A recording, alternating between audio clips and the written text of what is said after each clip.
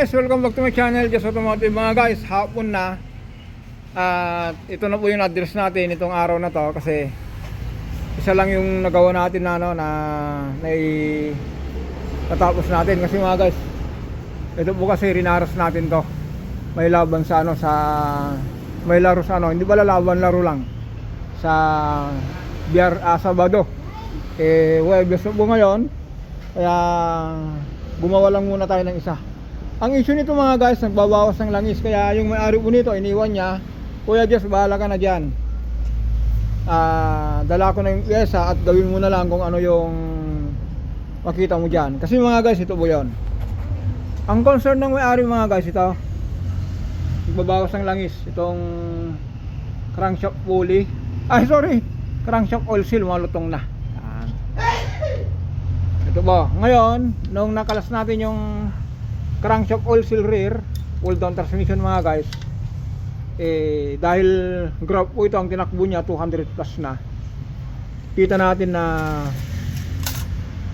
yan o, gusto nang lumusot.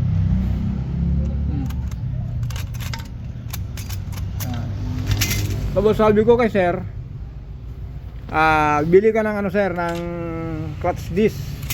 Kasi ito parang gusto ko sanang ibalik. Kaya lang sabi ni sir, wag na. Dala ko na yan, walitan mo na lahat para kasi pang grab yan. Baka mamaya susunod yan ang bibigay. Tama naman po yun. Pero sa akin mga guys, yung ganito, sa based to my experience, noong 1990s, 2000, yung mga taxi na FX, nakadalawa na ako palit nito, basta hindi ko tinamaan nito mga guys. Ito po kasi wala pang gaanong tama. Yung po niyan, yung tama po niyan, normally lang po niyan kasi tumatama dyan. Pero kung ito po malalim na, ito po hindi malalim kayang walang sabit binabalik ko po ito. Pero sabi ng may-ari na kaluwag-luwag na LL, sabi niya Jess, isahan na lang, walitan mo yung release bearing, clutch disc sa pressure plate. Pero ito ang number 1 dapat na mga guys. Ito dapat ito yung target natin dito. Kasi malakas ang tagas po niyan. Yan sa ilalim.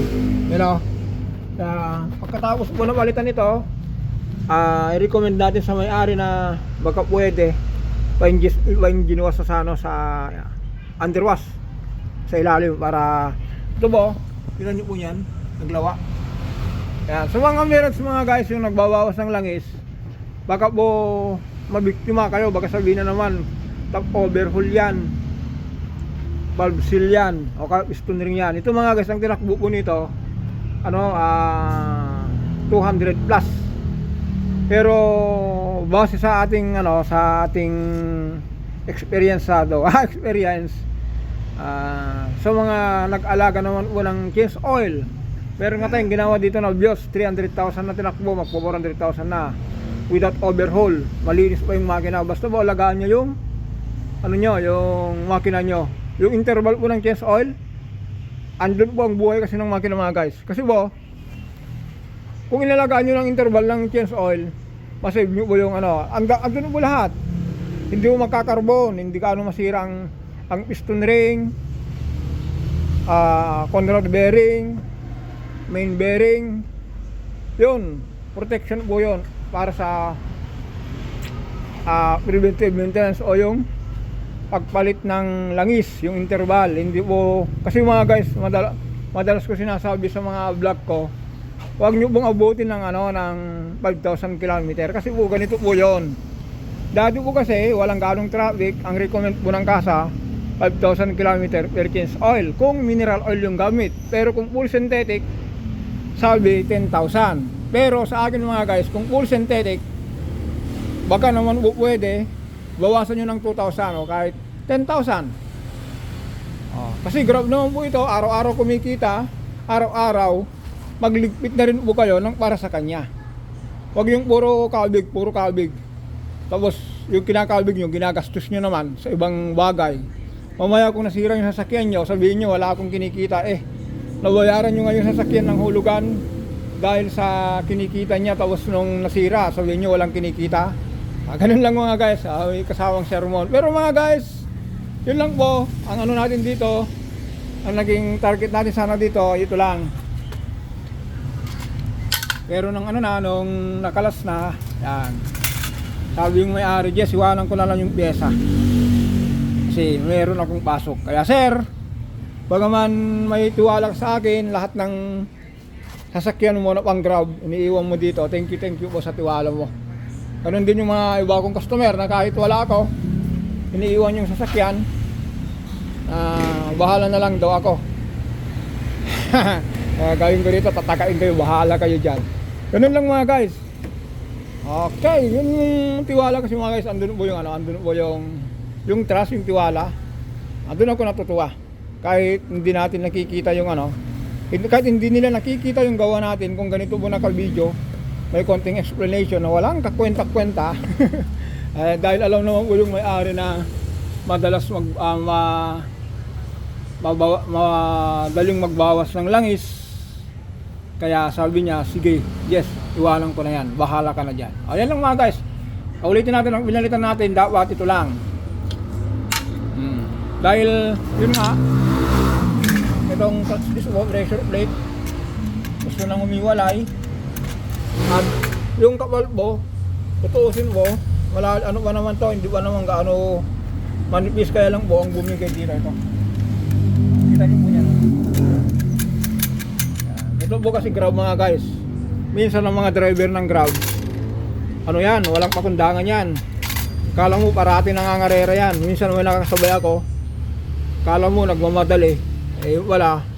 Kung meron nagbook sa kanya, gusto niyang taputin agad, deliver ulit, tapos ganun yung mga guys. Kaya madali nasisira itong mga, pero kung ano, kung private naman po, hindi makakaganito yan. Okay mga guys, dahil ito lang po na address natin tong araw na to, puntahan natin itong ano, itong project. Ayan, nag-change engine tayo. Ito po yung 3SGE, pinalitan natin ng 3SGT. Ayan, wala po yung turbo niya mga guys, tuson po ito. Pero subukan natin muna paandarin ito kung anong pinagbago dun sa ano niya. Kasi mga guys, ito po kasi with turbo po ito, marami tayong binago dito. Unang-una yung ano, yung cylinder head. Ito po kasi less distributor na. Ngayon po ang ginawa natin dito, yung una kong vlog, nabanggit ko po na meron akong mga kinuhang pyesa dito sa luma dito, tulad nito mga guys. Pansinin natin. Ayan, ito po kasi, ito po yung ano, ito po yung galing dito sa makina, sariwa, parang hindi nakatikim ng langis. Ayan o, ito po yung ano, ito yung luma. Ngayon mga guys, yung oil cooler nito, kasi mga guys, may oil cooler po ito. Yung galing dito, dahil hindi, ito po, blinak lang, walang oil cooler, naka-black lang po yan. Kung lagyan nyo ng oil cooler, nakaabang po yan. Pero ito po, binalik natin yung galing dito, ito yon.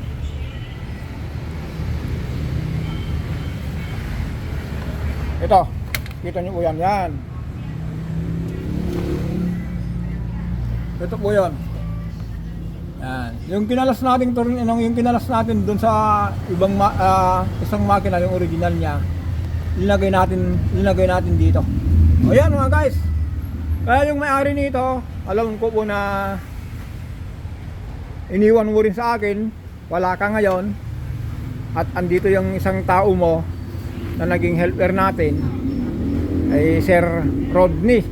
Thank you sa alalay mo dun sa salpak natin ng makina, na bagaman dalawa lang tayo, may salpak natin to. Kaya yan mga guys, bukas naman ang gagawin natin dito para umandar na itong suspension arm, yung talangka assembly po niyan, suspension assembly, sasalpak natin dito. Kasi mga guys, ang ginawa ko po dito, itong makina po, dinaan ko sa ilalim, dinampot na lang ng ng engine lifter natin, yung pang-angat. Ayan, ito kasi mga guys, kung kasi ninyo po, itong lumang makina, yan, ito po yun, nanikit yung number 3. Pero yung kinalas natin na thermostat, na galing dito sa makina, galing Thailand, na i-ship po niyan, Ito po yun, oh, parang hindi ginamit.